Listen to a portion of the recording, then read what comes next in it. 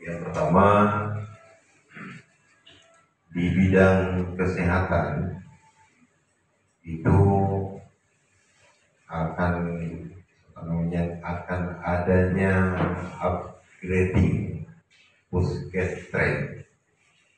Nah, seperti kita bicarakan kemarin bahwa setiap daerah, apalagi daerah yang ada sekolah di dalamnya yang menampung dan memondokkan sekian banyak anak-anak santriwan dan santriwati, ini butuh sentuhan kesehatan di sana. Jadi dengan adanya upgrading puskesmas. Nah, untuk mewujudkan itu semua ada langkah-langkah yang perlu kita lakukan seperti yang kita sampaikan kemarin, bahwa yang pertama langkah untuk mewujudkan itu kita harus membangun koordinasi dengan pihak terkait. Dalam hal itu tentu saja ada dinas kesehatan atau dinas-dinas lain yang mungkin ada keterkaitan tentang hal itu. Jadi tanpa ada koordinasi dengan pihak-pihak terkait ini tidak memungkinkan atau mewujudkan apa yang kita cita-citakan. Kemudian yang kedua, sebagaimana kita tahu bahwa tidak semua kita atau pimpinan-pimpinan daerah merasa adanya puskesmas itu di daerah itu penting.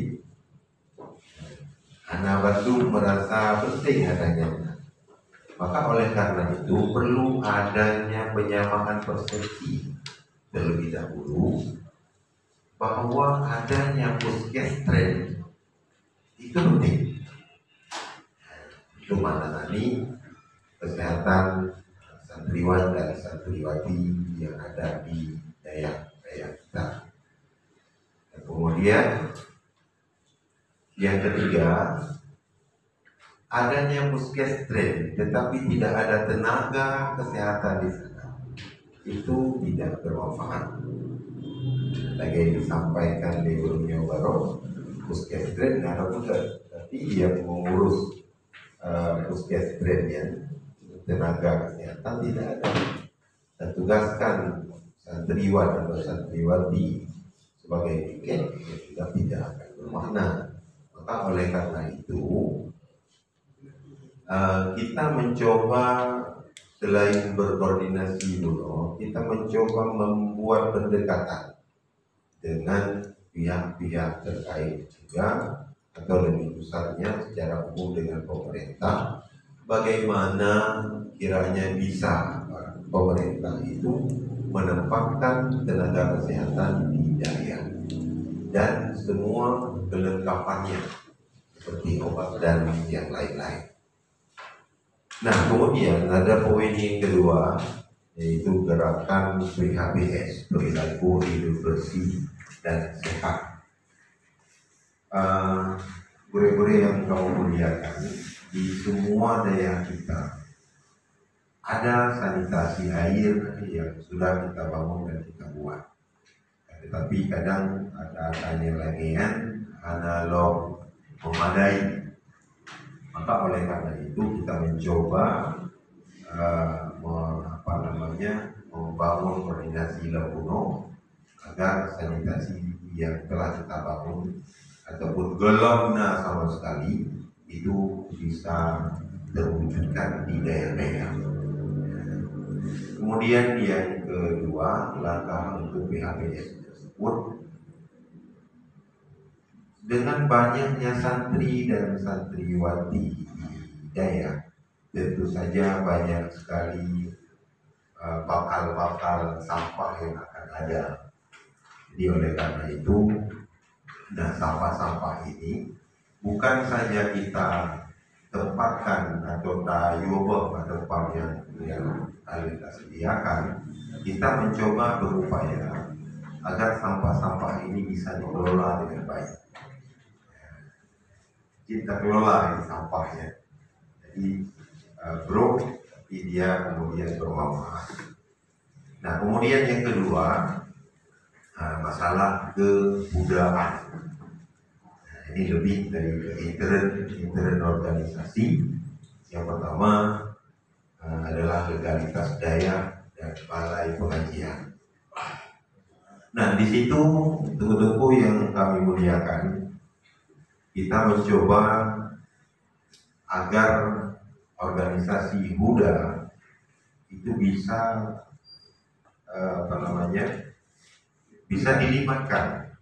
bisa dilibatkan dalam memberikan rekomendasi kepada setiap tengku yang ingin mendirikan daya atau tempat pengajian, balai pengajian yang baru. Sudah dilibatkan oleh pemerintah untuk memberikan rekomendasi itu. Karena dengan seperti itu kita bisa lebih awal mendeteksi di daya yang akan dipedangnya, dan sebagainya. Kemudian yang kedua,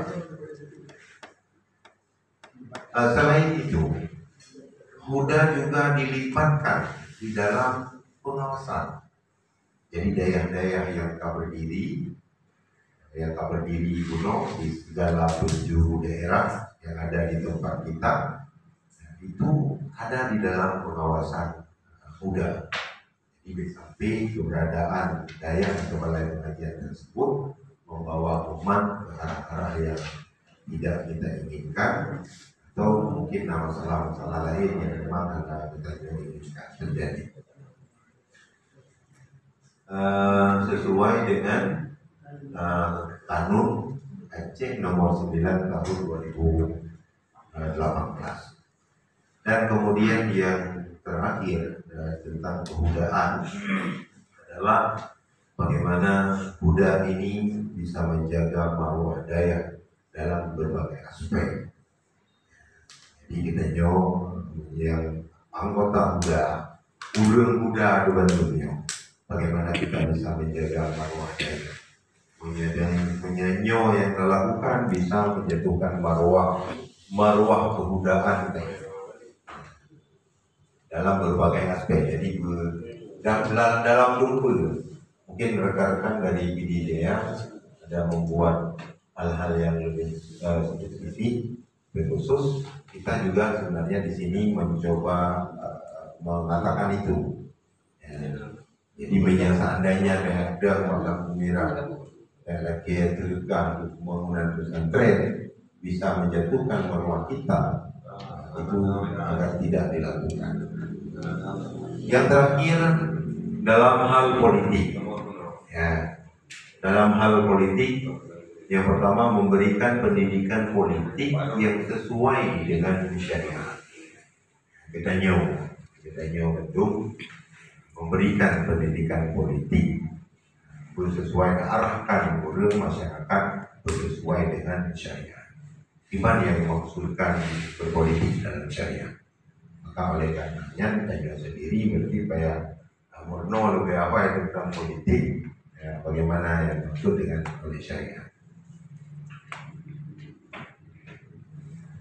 Nah, kemudian proaktif dalam menyikapi perkembangan politik. Jadi politiknya sabi mubah, urangnya benar sehingga lahir dong. Dan dosa lahir dong kembali. Maka oleh karenanya kita dituntut untuk menyikapi perkembangan politik itu lebih bijak dan cerdas. Kemudian yang ketiga, kebudayaan ini menyampaikan